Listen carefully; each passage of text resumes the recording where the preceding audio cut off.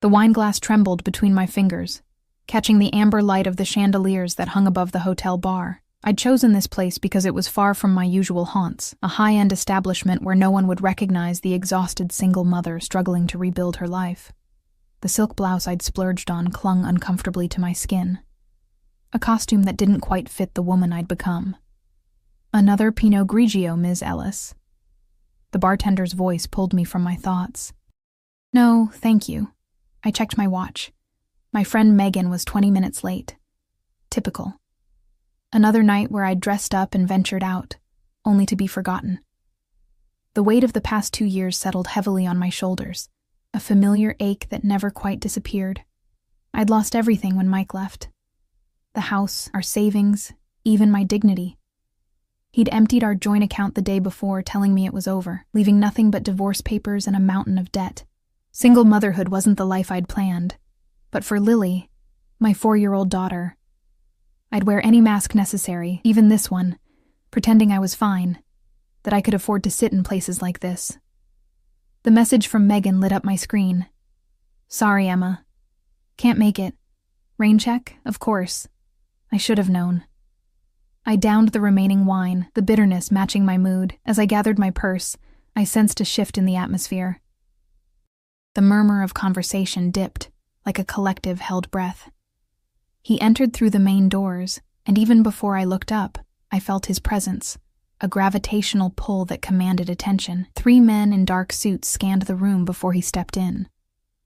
Tall, broad-shouldered, with olive skin and raven black hair that was neatly combed back from a face too severe to be called handsome, yet too magnetic to ignore.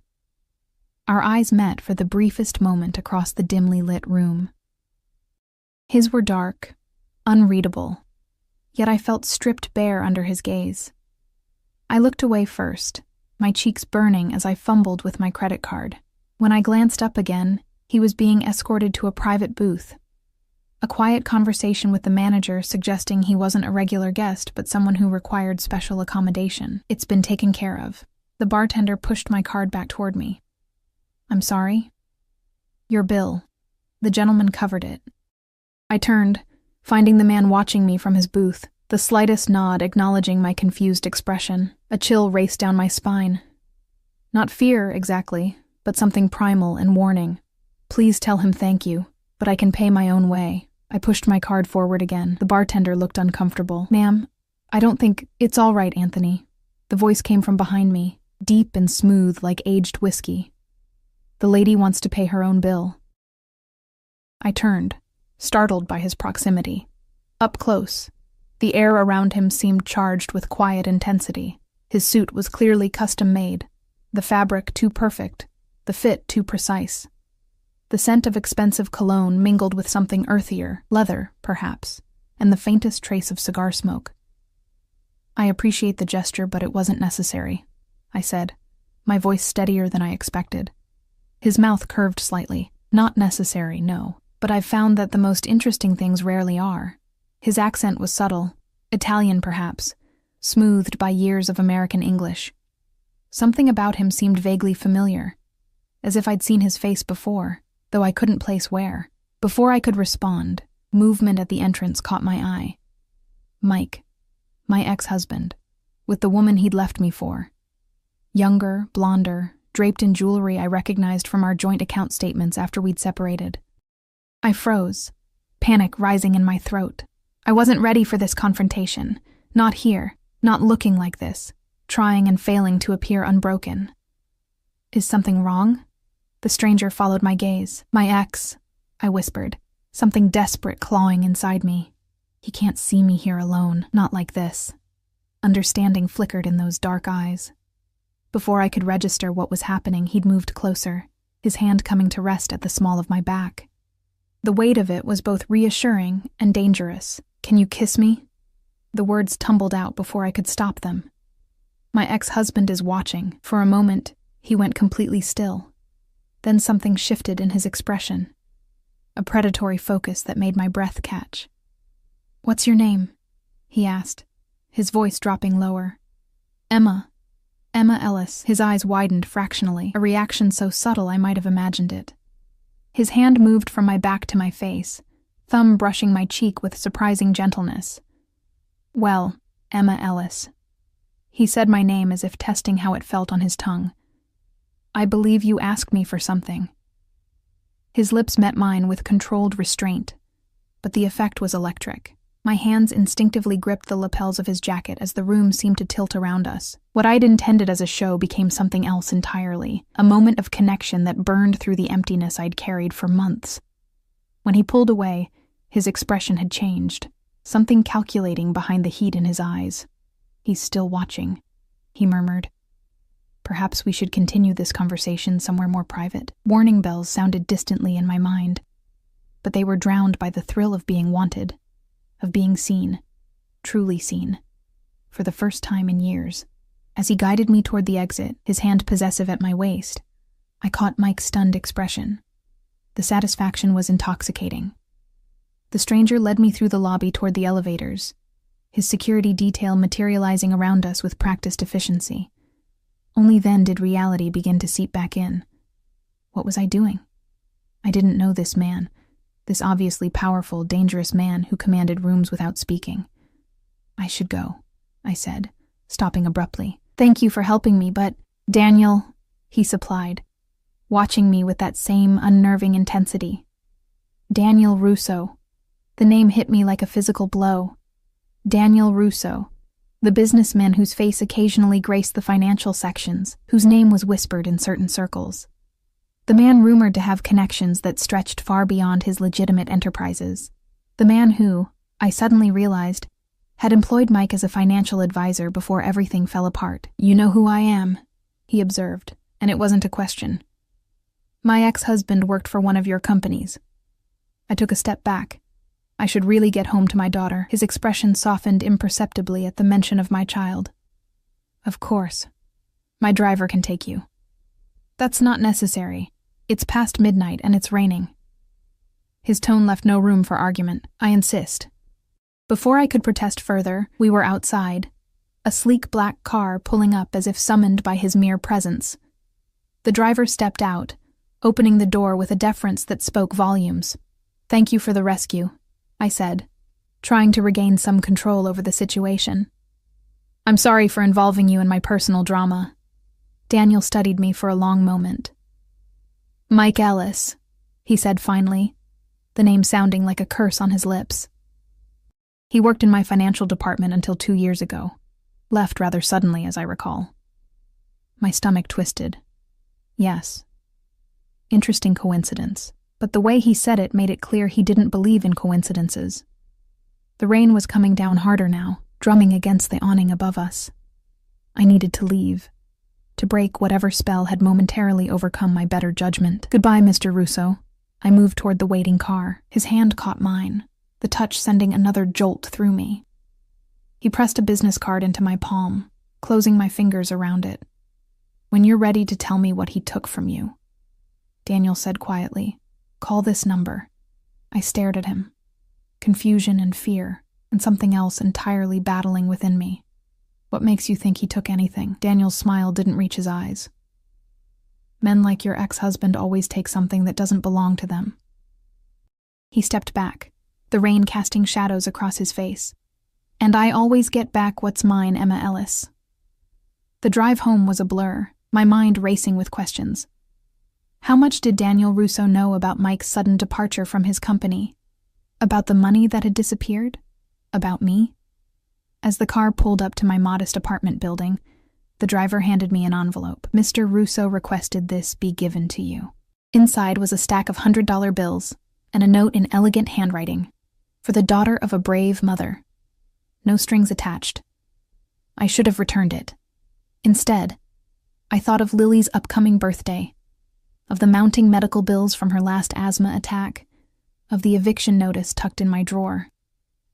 I clutched the envelope to my chest, knowing I had just made a deal with a devil whose terms I didn't understand. What I couldn't know then was that Daniel Russo had been watching me long before tonight. That my chance encounter was anything but chance. That the kiss that had set my world on fire was merely the first spark in what would become an inferno. Because Daniel Russo wasn't just a businessman with questionable connections. He was the man my ex-husband had stolen from, and now, somehow, he thought I belonged to him too. The next morning, I woke to Lily's small hand patting my cheek. Her dark curls were wild from sleep, her eyes, so like mine, wide and innocent. "Mommy, it's pancake day," she whispered, as if sharing a state secret. "Friday, our ritual." For a moment, I let myself forget the strange encounter from the night before, focusing instead on my daughter's smile, on the simple joy of our traditions. "With blueberries?" I asked, already knowing the answer. She nodded solemnly. "And chocolate chips." The envelope from Daniel Russo lay hidden in my bedside drawer, its contents both salvation and burden. I'd counted the money after Lily had fallen asleep. $5,000, an impossible sum that could solve so many immediate problems, yet one that came with invisible strings I could feel pulling taut around me. As I mixed pancake batter, my phone buzzed with a text from an unknown number. "I hope you slept well, Emma. The car will remain at your disposal today." My fingers hovered over the screen. How did he get my number? I hadn't given it to him. The realization sent a chill through me, one that warred with the unexpected warmth of being remembered, considered. "Who's that, Mommy?"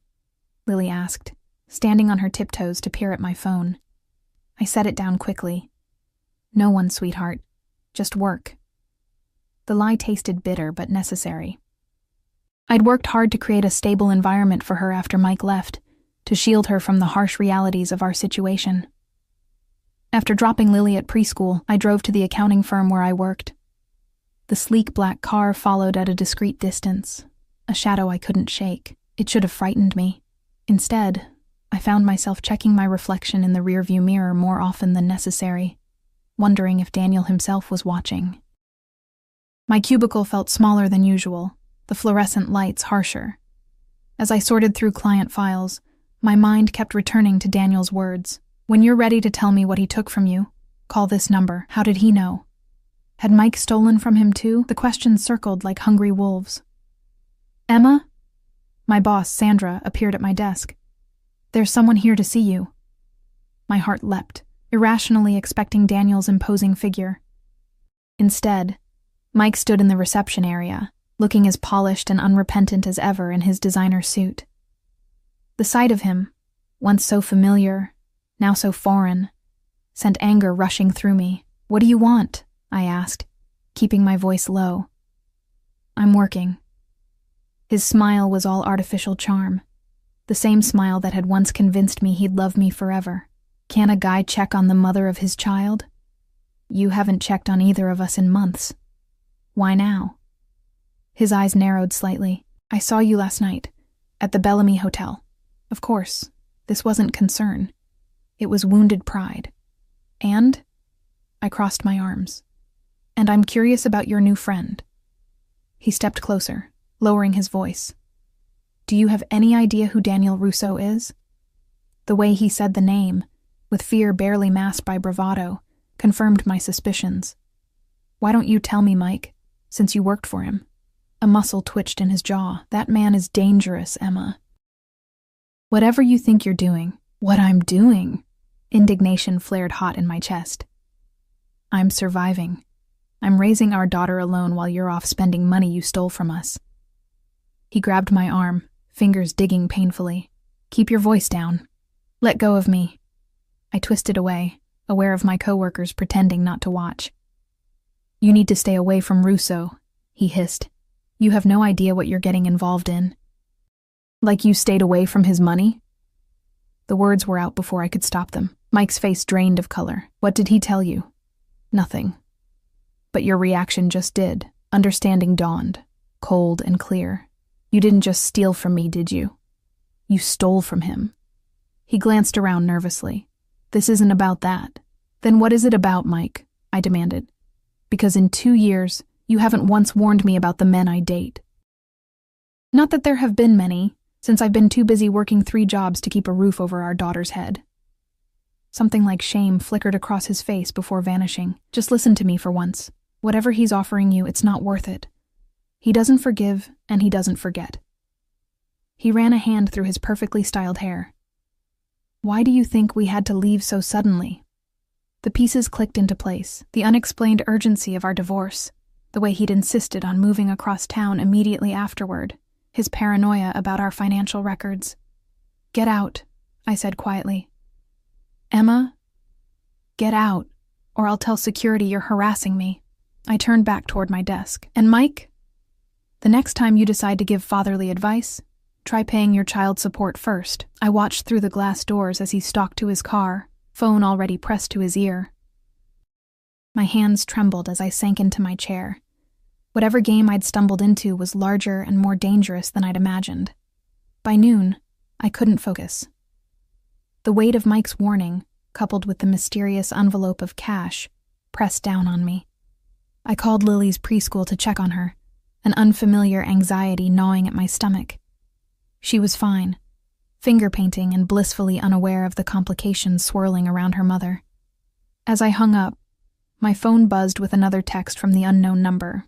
"Your ex-husband paid you a visit. Are you all right?" I froze, eyes darting to the windows, the parking lot beyond. The black car was still there, but how could he know about Mike, unless... "Are you having me watched?" I typed back before I could reconsider. The response came immediately. "I protect what interests me." A shiver ran through me, not entirely unpleasant. I knew I should be frightened, should block the number and return the money. Instead, I found myself typing again. "Why do I interest you?" 3 dots appeared, disappeared, appeared again. Finally, "Have dinner with me tonight, and I'll answer your questions." I stared at the screen. Everything within me screamed that this was a terrible idea, yet beneath the warning bells rang another sound. Opportunity. Daniel Russo knew things about my ex-husband, about the money that had vanished, about the sudden collapse of the life I'd built. And perhaps, just perhaps, he could help me rebuild it. I can't. I have my daughter. The response was immediate. Bring her. The suggestion was so unexpected it made me blink. Dangerous crime lords didn't host dinner parties for single mothers and their preschoolers, did they? That's not a good idea. I disagree. 7 o'clock. The car will pick you both up. Unless you're afraid? The challenge was clear, and something rebellious stirred within me. For 2 years, I'd been the responsible one, the careful one, while Mike lived without consequences. Maybe it was time for me to take a risk. "We'll be ready at 7. The workday crawled by, each minute stretching like taffy. By the time I picked up Lily from preschool, my nerves were frayed to breaking. "Mommy, why are you making that face?" Lily asked as I helped her into her booster seat. "What face, sweetie?" "You're thinking too hard face." She scrunched up her nose in imitation, like when the bills come. "Out of the mouths of babes. We're going somewhere special for dinner tonight," I said, deflecting. Her eyes lit up. "McDonald's?" I laughed, some of the tension easing. "Even better. A new friend invited us." At home, I stood before my closet, the inadequacy of my wardrobe suddenly glaring. The nicest dress I owned was the one I'd worn last night, hardly appropriate for a second wearing. Behind it hung a red dress I'd bought before Lily was born, when Mike and I still went on dates. I pulled it out, surprised to find it still had the tags. A lifetime ago, I'd been saving it for a special occasion that never came. The silk felt cool against my skin as I slipped it on, the color vibrant against my pale complexion. It was more daring than anything I'd worn in years. The neckline lower, the fit more snug. I almost took it off immediately, but then caught sight of my reflection. The woman looking back at me wasn't just a struggling mother or abandoned wife. She was someone who could command attention, who could take risks. I helped Lily into her favorite dress, a purple confection with enough tulle to satisfy any 4-year-old's princess fantasies. As I brushed her dark curls, so like my own, she chattered excitedly about meeting a new friend. "Is it a prince?" she asked seriously. "In my book, the mommy meets a prince, and he has a castle." My chest tightened. "No, sweetie. He's just a businessman." How did one explain Daniel Russo to a child? And I don't think he has a castle. Does he have a swimming pool? I laughed despite myself. I have no idea. At precisely 7, my phone buzzed. The car was waiting. Taking a deep breath, I gathered my daughter and my courage and stepped outside. The same driver from last night held the door open, his expression softening slightly at the sight of Lily. As we settled into the plush leather seats, Lily's eyes went wide with wonder. "Mommy, it's like a spaceship," she whispered, running her hands over the seats. The drive took us out of the city, through neighborhoods that grew progressively more exclusive. Eventually, we turned onto a private road that wound through immaculately landscaped grounds, before revealing a sprawling estate perched on a clifftop overlooking the ocean. It wasn't a castle, but it wasn't far off. Security gates swung open as we approached, guards stationed discreetly along the driveway. My anxiety returned tenfold. What was I thinking? Bringing my child to the home of a man whispered to have connections to organized crime. A man who, just last night, had kissed me with such controlled passion it had left me breathless. "Are we here?" Lily asked, as the car stopped before massive double doors. "Yes," I managed, throat dry. "Remember your manners, okay?" She nodded solemnly. No elbows on the table, no talking with my mouth full, a pause. "Do I have to eat vegetables?" Before I could answer, the car door opened, and there he was, Daniel Russo, dressed more casually than last night in dark slacks and a crisp white shirt open at the collar, yet still radiating the same commanding presence. His eyes found mine first, something like appreciation flickering in their depths as he took in the red dress. Then his gaze shifted to Lily, and his expression changed, softened in a way I wouldn't have thought possible. He crouched down to her level, a gesture so unexpected it left me momentarily speechless. "You must be Lily," he said, his voice gentler than I'd heard it. "Your mother has told me about you." Lily, normally shy with strangers, studied him with frank curiosity. "Do you have a swimming pool?" she asked without preamble. A genuine smile transformed his severe features. "As a matter of fact, I do. Perhaps another time your mother might bring your swimming clothes," she beamed, turning to me with triumph. "See, Mommy, I told you." Daniel straightened, offering his hand to help me from the car. The brief contact sent that same electric current through me. "The red suits you," he murmured, close enough that only I could hear. "Thank you for inviting us," I said formally, trying to establish some boundary, some normalcy in this surreal situation. He inclined his head slightly. "Thank you for coming. Both of you." His hand settled at the small of my back, guiding us inside. The foyer opened into a home that was both opulent and tasteful. Soaring ceilings, marble floors, art that even I could tell was museum quality. Yet there were surprising touches of warmth. Fresh flowers, comfortable-looking furniture, shelves lined with books that appeared well-read rather than decorative. "Your home is beautiful," I said, because it was expected, because the silence between us felt too charged. "It serves its purpose." He watched Lily as she stared wide-eyed at a massive aquarium built into one wall. "Most of my guests are not as appreciative as your daughter. Most of your guests are probably not 4 years old." His mouth curved slightly. "True." He gestured toward an adjoining room. "I thought we might eat on the terrace. The view at sunset is worth seeing." As if on cue, a woman appeared. Not a maid, but someone whose bearing suggested more authority. "Mr. Russo, dinner is ready whenever you are." "Thank you, Maria." He turned to Lily. "Miss Lily, Maria has prepared something special for children tonight. Would you like to see?" My daughter, traitor that she was, slipped her hand trustingly into his much larger one. "Is it pizza? I love pizza." "Even better," he promised, leading us through the house. The terrace overlooked the ocean, the setting sun painting the sky in vivid streaks of gold and crimson.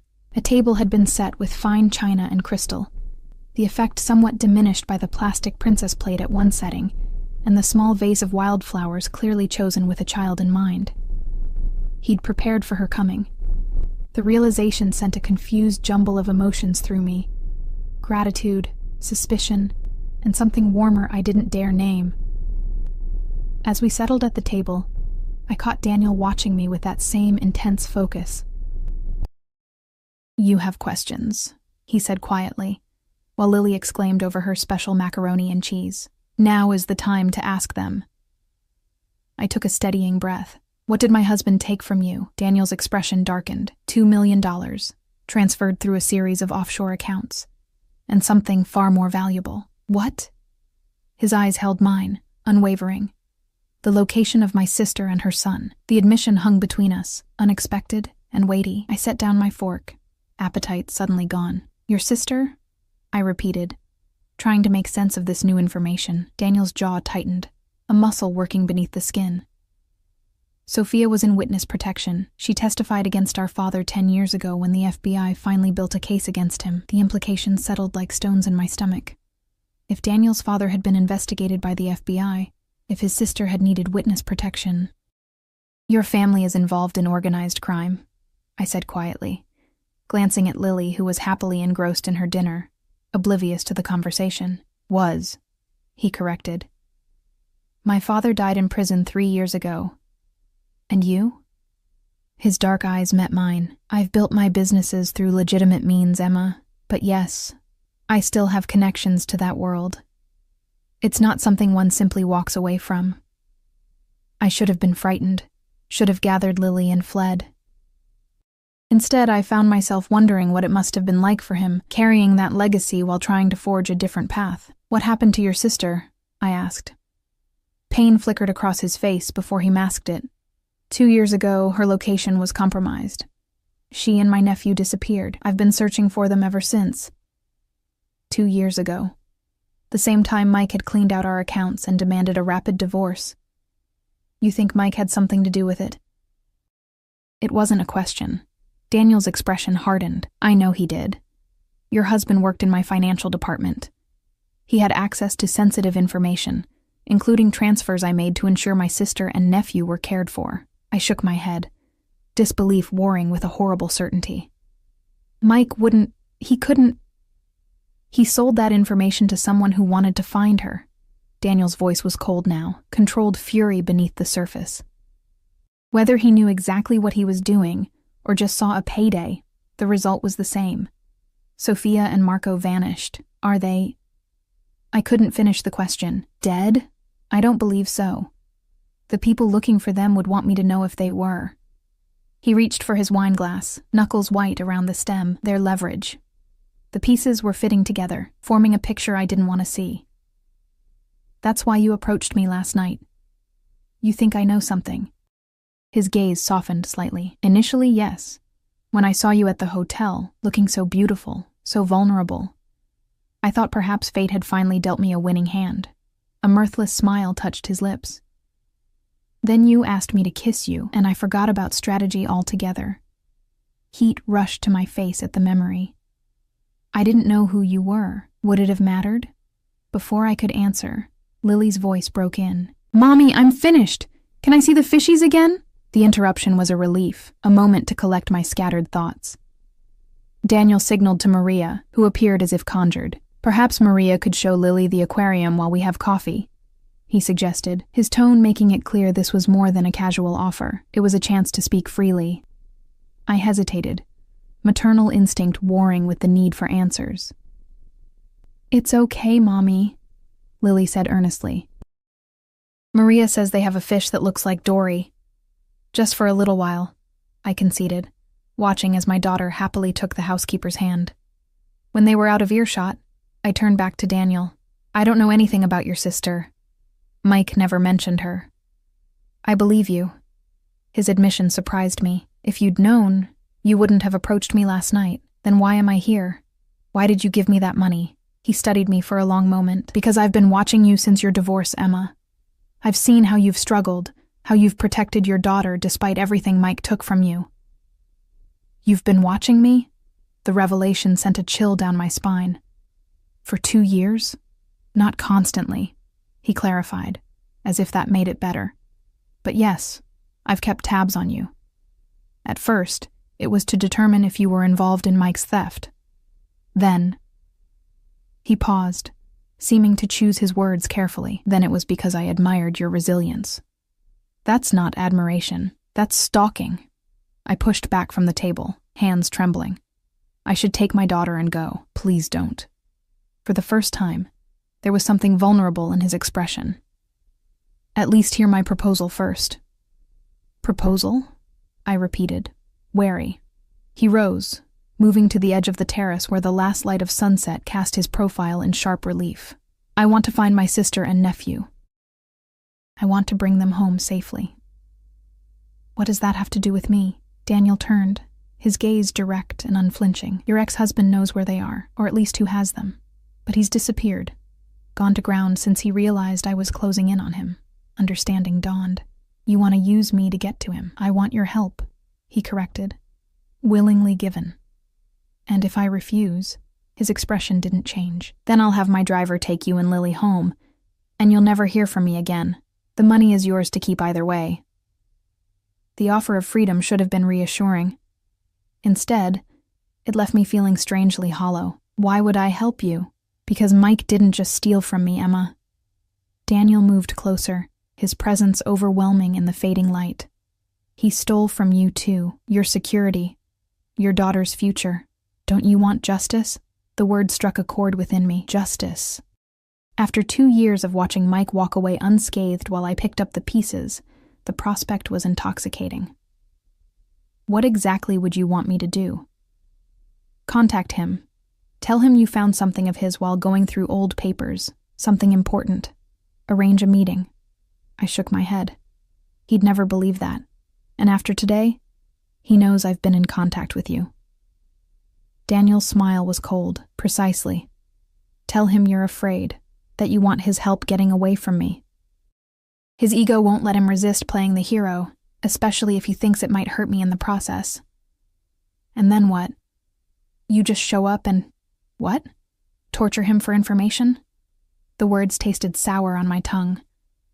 I'm not a monster, Emma, despite what you may have heard. He stepped closer, close enough that I could feel the heat radiating from his body. I simply want a conversation with him, one he can't run from. And my daughter, where does she fit into this plan? His expression softened at the mention of Lily. She doesn't. I would never put a child in danger. She could stay with Maria. She seems quite taken with her. I don't even know Maria, I protested. I don't know you. Then take some time. Get to know us. His hand found mine, the touch sending that same electric current through my veins. Stay the weekend, both of you. The suggestion was so unexpected I could only stare at him. Here? With you? The East Wing has its own entrance. Complete privacy. You and Lily would be comfortable there, and you could leave at any time. Why would I agree to that? His thumb traced circles on the inside of my wrist. A simple touch that somehow made it difficult to concentrate. Because you're curious. Because you want answers as much as I do. And because... He leaned closer, his breath warm against my ear. You felt something when I kissed you. Something you haven't felt in a very long time. I pulled away, cheeks burning. That's presumptuous. But not incorrect. His confidence should have been infuriating. Instead, it sent a forbidden thrill through me. Before I could formulate a response, Lily's delighted laughter rang out as she returned with Maria. Mommy, they have turtles too. Real ones.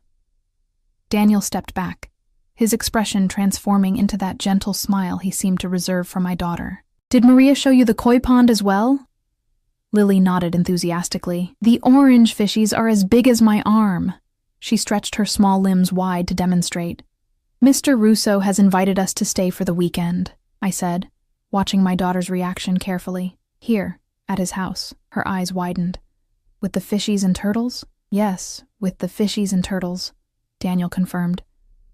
And the swimming pool, if your mother approves. Can we, Mommy? Please. Lily clasped her hands together, the perfect picture of childish supplication.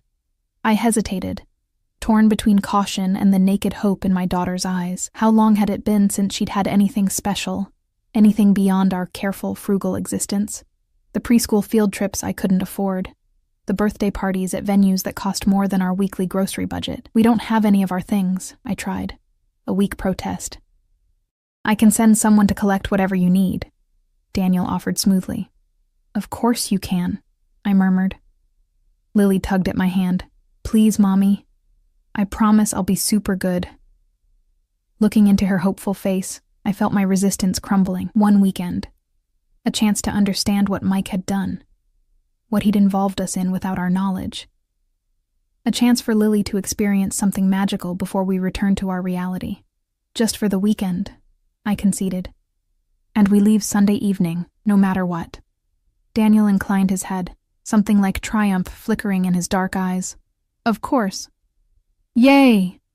Lily's joyous exclamation echoed across the terrace, her small body practically vibrating with excitement.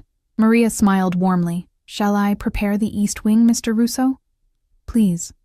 And perhaps you could show Lily the garden lights while I speak with her mother. As Maria led my daughter away again, I turned to Daniel. I want to be clear about something. I'm here to learn the truth about what Mike did, and maybe to help find your sister if I can. That's all. Of course. His tone was neutral, but something heated simmered beneath the surface. And I'll need to tell my neighbor where we are. She watches Lily sometimes. Give her my number. Tell her to call if she needs anything. The casual display of resources, the assumption that he could solve any problem with a phone call or wad of cash, reminded me of the vast gulf between our worlds. This doesn't feel real, I admitted. Yesterday I was just me, single mom, drowning in debt, invisible to someone like you. Today I'm standing in your home, agreeing to stay the weekend. Daniel stepped closer, his hand coming up to brush a strand of hair from my face. The gesture was gentle, intimate in a way that made my breath catch. You were never invisible to me, Emma. His voice dropped lower. From the moment I discovered your existence, you've been utterly fascinating. Because of Mike, I said, needing to remind myself of the truth. At first, yes. His honesty was disarming. But then I saw you with Lily at the park, teaching her to feed ducks. You were laughing, the first genuine smile I'd seen from you. I realized then that you were so much more than just a means to an end.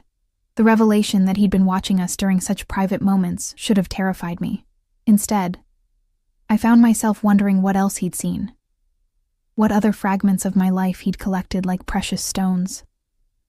That's still not normal, I said, though the protest sounded weak even to my own ears. Normal is overrated. His thumb traced my jawline, the touch feather light yet burning. Tell me you want me to stop, Emma. Tell me you feel nothing, and I'll step away. I should have said it. Should have maintained the boundary between us, kept our arrangement transactional and clear.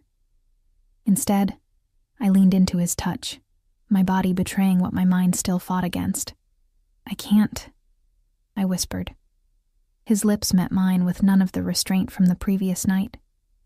This kiss was hungry, possessive, his hand tangling in my hair to draw me closer. I responded with equal fervor. Weeks, months, years of loneliness and forced strength crumbling beneath the onslaught of sensation. When we finally broke apart, both breathing hard, his eyes had darkened to near black. Stay with me, Emma. Not just the weekend. I barely know you, I protested weakly. Then get to know me. His forehead rested against mine. I'm not a good man. I've done things I can't undo, carried burdens you can't imagine, but I would never hurt you or Lily, never. The raw sincerity in his voice pierced through my defenses. This dangerous man, this powerful figure who commanded fear and respect in equal measure, was offering something I'd never expected. Not just protection or financial security, but a chance to be seen, valued, desired. One day at a time, I said finally. Let's start with the weekend. His smile was slow, satisfied. The weekend, he agreed. Though I warn you, I can be very persuasive. The following morning dawned clear and bright, sunlight streaming through windows larger than my entire apartment bedroom. Lily had fallen asleep almost immediately the night before, overcome by excitement and the luxury of a bed that seemed designed for a princess, complete with gauzy canopy and more pillows than any child could reasonably need. I'd lain awake longer, replaying the kiss on the terrace, the way Daniel's hands had framed my face as if I were something precious. Trying to reconcile the man who looked at my daughter with such gentleness with the reputation that made hardened businessmen like Mike tremble. A soft knock at the door pulled me from my thoughts. Wrapping a borrowed robe around myself, silk, of course, because nothing in this house was ordinary, I opened it to find Maria with a tray of coffee. Good morning, Ms. Ellis. Mr. Russo thought you might appreciate this before your daughter wakes. Her smile was knowing but kind. He's in his study whenever you're ready to join him. Thank you, Maria. I accepted the tray, breathing in the rich aroma of freshly ground beans. And thank you for being so kind to Lily last night. Her expression softened. It's been too long since this house had a child's laughter in it. She reminds me of Marco, Mr. Russo's nephew. I hesitated, then asked the question that had nagged at me since last night's revelations. Do you think they're still alive? His sister and Marco? Maria crossed herself quickly. I pray every day. Mr. Russo would know, I think, if they weren't. He and Sophia, they always had a connection. She shook her head, as if remembering herself. Your clothes have been brought from your apartment. Everything is in the closet. After she left, I sipped the coffee, the best I'd ever tasted, and tried to organize my thoughts. Today I would need to call Mike to set Daniel's plan in motion. The prospect left me uneasy, yet beneath the discomfort ran a current of anticipation. For 2 years, Mike had held all the power, had walked away with everything while I struggled to rebuild. Now finally, the scales might tip in my favor. Lily stirred, her small form lost among the mountain of pillows. Mommy? She called sleepily. I'm here, baby. I moved to sit beside her, smoothing back her tangled curls. She blinked up at me, then around at the opulent room, a slow smile spreading across her face as she remembered where we were. Is it swimming day? I laughed, some of the tension easing from my shoulders. Maybe. First, breakfast. With the fishies? We'll see. As I helped her dress in clothes that had mysteriously appeared overnight, perfectly folded in the massive closet, I marveled at the efficiency of Daniel's operation. Someone had entered my apartment, selected appropriate clothing for both of us, and delivered it here. All without disturbing my neighbors or leaving any sign of their presence. It should have felt like an invasion. Instead, it felt like being cared for in a way I'd almost forgotten was possible. We found Daniel in a sun-drenched breakfast room, newspapers spread before him, looking more relaxed than I'd yet seen him in casual slacks and a navy sweater that emphasized the breadth of his shoulders. He rose as we entered, that same softening crossing his features at the sight of Lily. Good morning, he greeted, coming around to pull out chairs for both of us. Did you sleep well? Your house is ginormous, Lily announced in lieu of a proper greeting. My room at home fits in the bathroom here. I winced at her candor, but Daniel merely chuckled. It is rather excessive, he agreed. Sometimes I get lost myself. No, you don't, Lily said confidently. Grown-ups don't get lost. Something like sadness flickered in Daniel's eyes. You'd be surprised, little one. Breakfast was a leisurely affair. Fresh fruit, pastries still warm from the oven, eggs prepared to order by a chef whose existence I'd only just discovered. Lily chattered continuously. Her initial shyness completely evaporated in the face of Daniel's patient attention and the wonders of his home. Maria says you have horses, she exclaimed between bites of pancake. Real ones. Daniel nodded solemnly. 3. Would you like to meet them? Her eyes widened. Can I ride one? Lily, I interjected. Mr. Russo is very busy. He doesn't have time to. I have all the time in the world for you two this weekend, Daniel interrupted, his gaze intense on mine. Nothing is more important. The simple declaration, delivered with such conviction, made my heart race. How long had it been since anyone had made me feel like a priority? Since anyone had looked at me the way Daniel did now, as if I were the only thing that mattered in his world. Swimming first, he continued, turning back to Lily. Then horses this afternoon, if your mother agrees. After breakfast, Daniel excused himself for what he called unavoidable business matters, leaving Lily and me to explore the grounds with Maria as our guide. The estate was even more impressive by daylight. Manicured gardens gave way to wild, forested areas, a small orchard nestled against one boundary, and beyond it all, the endless blue of the ocean. How long has he lived here? I asked Maria as Lily raced ahead, chasing butterflies along a stone path. This property has been in the family for generations, she replied. But Mr. Russo only returned here permanently after his father's imprisonment. Before that, it stood empty for many years. I tried to imagine Daniel as a child, running through these same gardens, living under the shadow of a father whose criminal activities had eventually landed him in prison. Had there been moments of normalcy, family dinners, birthday celebrations, ordinary joys? You've known him a long time, I observed. Maria smiled faintly. Since he was born. I was his mother's lady's maid, then housekeeper after she passed. What was he like? As a child? Her expression grew distant, remembering. Serious. Always watching. Always thinking. He took responsibility for his sister from a very young age. Their father was not an attentive parent. A shadow crossed her face. Russo protected Sophia from many things a child should never have to see. The revelation added another layer to my understanding of the complex man whose home we'd entered. Not just a powerful businessman with shadowy connections, but a brother who had spent his life shielding his sister from harm. Until Mike had betrayed that trust. By afternoon, as promised, we found ourselves at the stables. Daniel waited for us there, deep in conversation with a trainer. He'd changed into riding clothes, jodhpurs, and boots that should have looked ridiculous on a man of his stature, but somehow only emphasized his physical presence. "There you are," he said, breaking into a smile that transformed his severe features.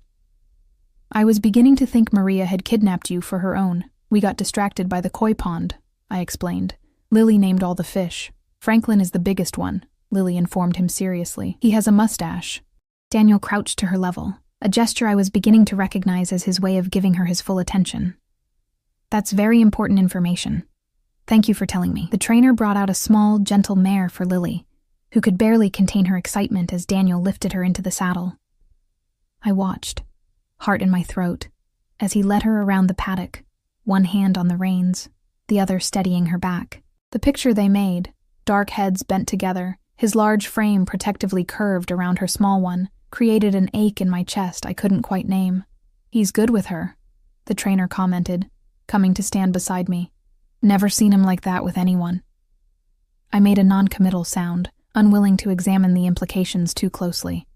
After the riding lesson, Daniel surprised us with a picnic by the swimming pool. Simple sandwiches and lemonade that somehow tasted better in the sun-dappled shade of ancient oak trees.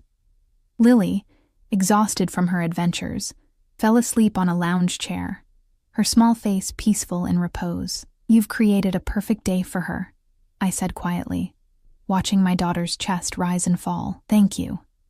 Daniel's expression was contemplative. Children deserve perfect days, as many as possible. Speaking from experience, the opposite. His tone was neutral, but I sensed the weight behind his words. My childhood had very few perfect days, Sophia's as well, until I was old enough to shield her from the worst of it. "Your father," I guessed. He nodded once, sharp and definitive. "A cruel man who saw his children as extensions of himself, tools to be used in his business. Is that why she testified against him?" "Partly." His gaze drifted to the horizon, unseeing. "She was pregnant with Marco, wanted her son born into a different world than the one we inherited." The simple explanation contained volumes. A lifetime of difficult choices, of burdens shouldered too young, of trying to break free from a legacy of violence. "And you?" I asked. "Why didn't you testify too?" His smile was humorless. Someone had to protect her afterward. The FBI couldn't be trusted with that responsibility. The answer should have frightened me, the casual dismissal of law enforcement, the implication that he'd used extra legal means to ensure his sister's safety. Instead, I found myself understanding, in his position, would I have done any differently to protect Lily? "You need to call him," Daniel said, changing the subject abruptly. "Today." "Mike." Reality crashed back, reminding me why we were really here. "What do I say?" "That you're frightened. That I've been asking questions about him. About money he might have taken. That you need his help." Daniel's expression hardened. "He'll come. His ego won't let him resist playing the savior, especially where you're concerned. You don't know that. I've studied him for 2 years, Emma. I know exactly what motivates him." His voice dropped lower. "Greed, pride, and you." "Me?" I scoffed. "He left me with nothing. Because he couldn't control you anymore. You were becoming too independent, too strong." Daniel reached across the table, his hand covering mine. "He may not want you, but he can't stand the thought of someone else having you. Especially me. The possessive edge in his voice sent a shiver down my spine, not entirely unpleasant. Is that what this is about? You having me? His dark eyes met mine, unflinching. I protect what's mine, Emma. I always have. I'm not yours. Aren't you? His thumb traced circles on my wrist. That simple touch somehow more intimate than a kiss. Since the moment you asked me to kiss you, some part of you has belonged to me, and some part of me to you. The declaration was archaic, presumptuous. It should have sent me running. Instead, heat pooled low in my belly, a traitorous response to the intensity in his gaze. I'll make the call, I said, pulling my hand away. But I want to know your plan. All of it. When Mike arrives, I'll question him about Sophia and Marco. Where they are, who has them. And if he refuses to tell you, Daniel's expression turned cold. Everyone has a pressure point, Emma. For most men, it's physical pain or fear. For Mike, it's his reputation, his facade of success. I'll strip away the lies he's built around himself until the truth is all that's left. You won't hurt him?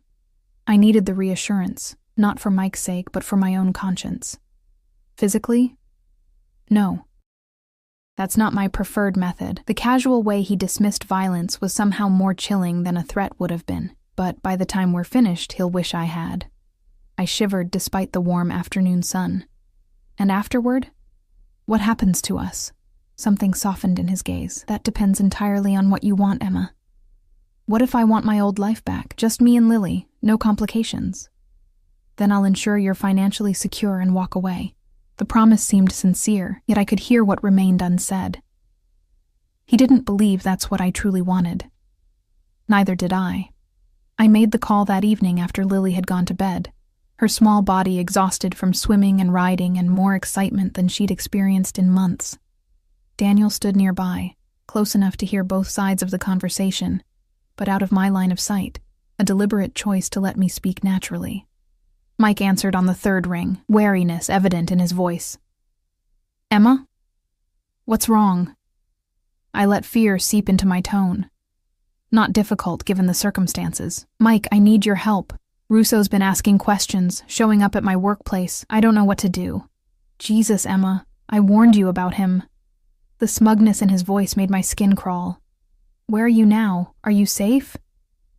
I'm at Melissa's apartment. The lie came easily. The name of a coworker he'd never bothered to meet. Lily's with my mom for the weekend. Good, keep it that way. There was rustling on his end, movement. Listen, I can help you, but you need to tell me exactly what he said to you.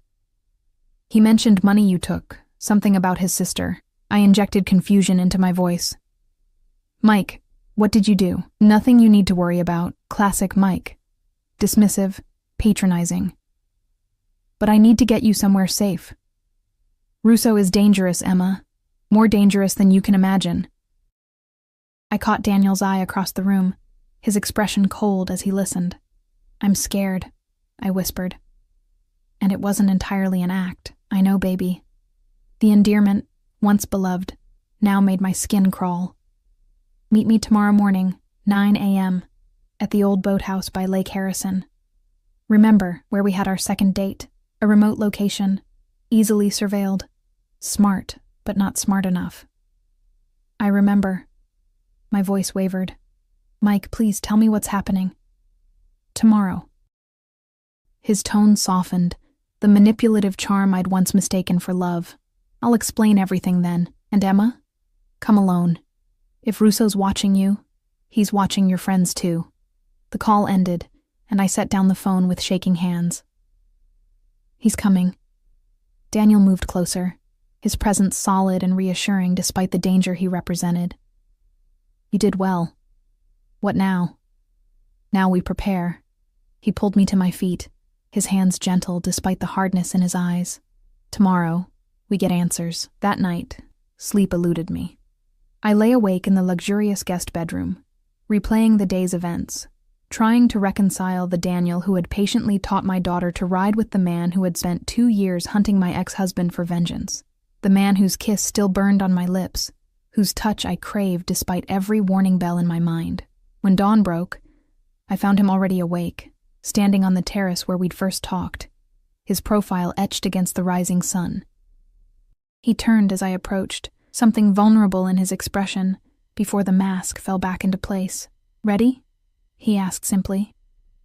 I nodded, my decision made somewhere in the sleepless night. "Yes. Let's end this." The morning air held the crisp promise of autumn as we drove toward Lake Harrison.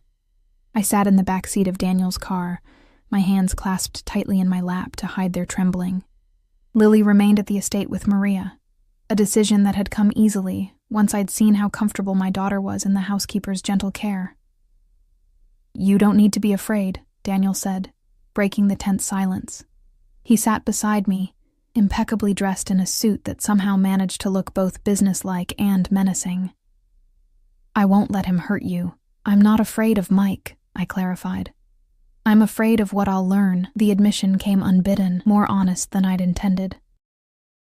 Daniel's hand covered mine, warm and steadying. "Whatever truths come to light today, you'll face them with me beside you." The simple promise shouldn't have meant so much. Yet as we approached the boathouse where my past and present were about to collide, I found myself drawing strength from his certainty. The boathouse stood on the edge of Lake Harrison, a weathered wooden structure that had once been charming but now bore the neglect of years. Mike and I had come here in the early days of our relationship, renting canoes and picnicking on the shore. The memory seemed to belong to another lifetime, another Emma. "My men have secured the perimeter," Daniel said as the car pulled to a stop in the gravel lot. "He's already inside. Came early to check for traps. He's expecting you." I realized. Daniel's smile was cold. Of course. He's not stupid, just greedy and overconfident. He checked his watch. "Wait 5 minutes after I enter, then follow. Your presence will be useful." As he moved to exit the car, I caught his sleeve. "Daniel." His name felt intimate on my tongue. "Don't forget why we're doing this. Your sister and nephew. They need you to stay focused." Something flashed in his eyes. Surprise, perhaps, that I had seen through to his deeper motivation. He leaned across the space between us, his lips brushing mine in a kiss too brief to satisfy. 5 minutes, he repeated, then was gone. I counted the seconds, heart pounding a frantic rhythm against my ribs. When the time came, I stepped from the car into the cool morning air, my legs steadier than I'd expected.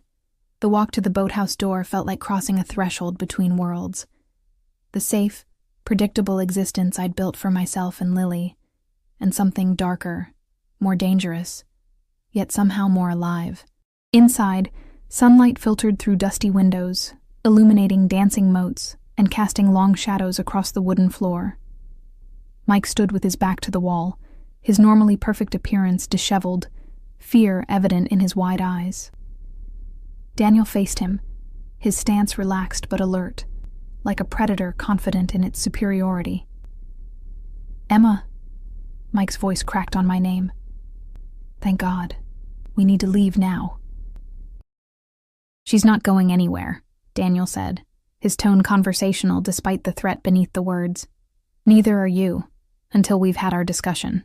"I don't know anything about your sister," Mike protested, eyes darting between us. "This is all a misunderstanding." Daniel sighed, as if disappointed by such a predictable lie. 2 years ago, you accessed secure files containing transfer records to an account in Phoenix. 3 days later, my sister and her son disappeared from their home in the middle of the night. A week after that, you emptied your joint accounts and demanded a divorce. He stepped closer to Mike, who pressed himself flatter against the wall. "That's not a misunderstanding. That's a sequence of events. I was being blackmailed." The words burst from Mike, desperation overriding caution. "They said they'd kill me if I didn't get them the information." "Who?" Daniel's question cracked like a whip. Mike's gaze slid to me, then back to Daniel. "The Moretti family. They knew I worked for you, knew I had access. The name meant nothing to me, but Daniel's expression darkened perceptibly. The Morettis are in Boston. What business do they have with my sister?" "Your father killed Enzo Moretti's son before he went to prison. They wanted revenge." Mike was speaking rapidly now, words tumbling over each other. "They didn't tell me what the information was for, just that they needed account numbers, transfer records. And you gave it to them. Daniel's voice had gone dangerously soft. Then took the opportunity to help yourself to some extra cash before running. Mike's silence was confirmation enough. Where are they keeping Sophia and Marco? Daniel pressed. I don't know. A bead of sweat traced down Mike's temple. I swear. I just gave them the information. I never knew what happened after. You're lying. Daniel moved with startling speed, his hand shooting out to grip Mike's throat, not squeezing, just holding. A warning. The money you stole wasn't just from Emma. 200,000 came from my personal accounts. Too specific an amount to be random. Mike's eyes bulged. They told me to take it. Said it would make it look like I was just embezzling, throw you off their trail. And you kept it, I interjected, the pieces finally falling into place. You used it to start over with her, didn't you? While Lily and I could barely afford rent, shame and defiance warred on Mike's face. I needed it to disappear. They were watching me, making sure I didn't talk. Daniel released him with a look of disgust. Where would the Morettis keep hostages? Think carefully before you answer. Mike rubbed his throat, eyes darting between us.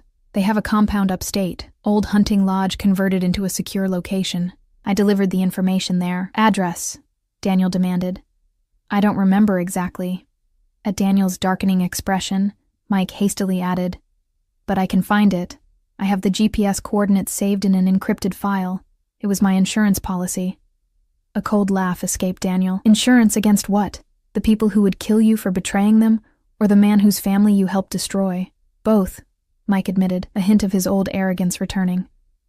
I'm not stupid, Russo. I knew someday one of you would come looking for me. Daniel turned to me, his expression softer than it had been with Mike, but still resolute. Emma, return to the car. What happens next isn't something you need to see. Fear flashed across Mike's face. Emma, don't leave me with him. He'll kill me. I looked between them. My ex-husband, the man who had abandoned his child and me for money and a younger woman, and Daniel, the dangerous, complex man who had shown me more consideration in 3 days than Mike had in our final year together. He won't kill you, I said with certainty. He's not like you, Mike. He doesn't break his promises. Relief flooded Mike's features, until I added, but I want my money back, all of it. And Lily's child support, every missed payment with interest. That's impossible, Mike sputtered. It's gone, invested, figure it out. I cut him off, channeling some of Daniel's calm authority. Consider it your chance at redemption. I turned to leave, then paused at the doorway. One more thing. Both men looked at me expectantly. If anything happens to Daniel's sister or nephew because of what you did, I'll testify against you myself. Every illegal transaction, every tax document you forged. Everything. The walk back to the car felt liberating, as if I'd finally shed the last remnants of the woman who had once loved Mike Ellis, the woman who had believed his lies, who had accepted less than she deserved for fear of being alone. Daniel returned 15 minutes later, his expression grim, but satisfied. He slid into the seat beside me, his presence filling the car with contained energy. He's alive, he said before I could ask, though his pride may never recover. Did you get what you needed? He nodded, holding up a small flash drive. Coordinates, security details, guard rotations. He was more thorough than I expected. Will it be dangerous? Getting them back? Daniel considered the question, his honesty one of the things I'd come to value most. Yes. But I've been preparing for this moment for 2 years. My people are ready. When do you leave? His dark eyes met mine. Tonight. The sooner we move, the less chance the Morettis have to relocate them. A hollow feeling opened in my chest at the thought of him walking into danger. I should take Lily home then. Or you could stay. His hand found mine, fingers interlacing. Wait for my return. The offer hung between us, weighted with possibilities. And if you don't return, Maria has instructions. You and Lily would be taken care of, protected. His thumb traced circles on my palm, the gesture becoming familiar. But I will come back, Emma. I have too much to live for now. The simple declaration, delivered with such conviction, made my heart stutter. We barely know each other, I reminded him, and myself. Sometimes a few days can reveal more truth than years of half-living. He lifted my hand to his lips, pressing a kiss to my knuckles. Stay, please.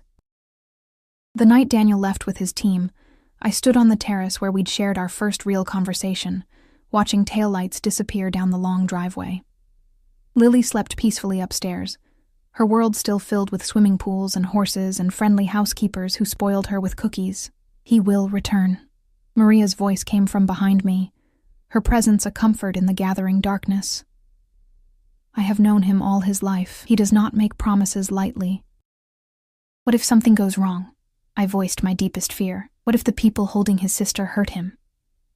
Maria's expression was serene despite the gravity of the situation. Then we pray, and we continue. It is what he would want. The next 3 days passed in a strange limbo of mundane moments and paralyzing worry. I read to Lily, swam with her in the pool, tried to maintain normalcy while my thoughts constantly returned to Daniel, imagining him in danger, imagining him not returning at all. On the third night, I was awakened by the sound of vehicles on the driveway.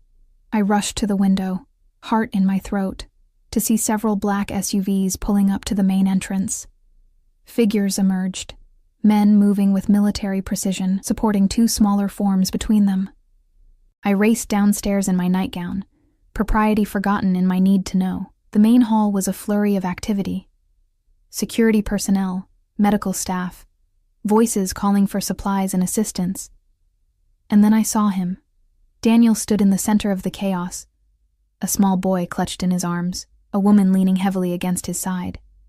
His shirt was torn and bloodied, a gash visible above his eyebrow. But his eyes, when they found mine across the room, were alive with triumph and relief. "Emma," he breathed, the single word containing multitudes. I moved toward him without conscious thought, drawn by the gravitational pull that had existed between us from the first moment. As I reached him, the woman at his side lifted her head, her features a feminine echo of Daniel's. The same dark eyes, the same proud bearing despite her obvious exhaustion.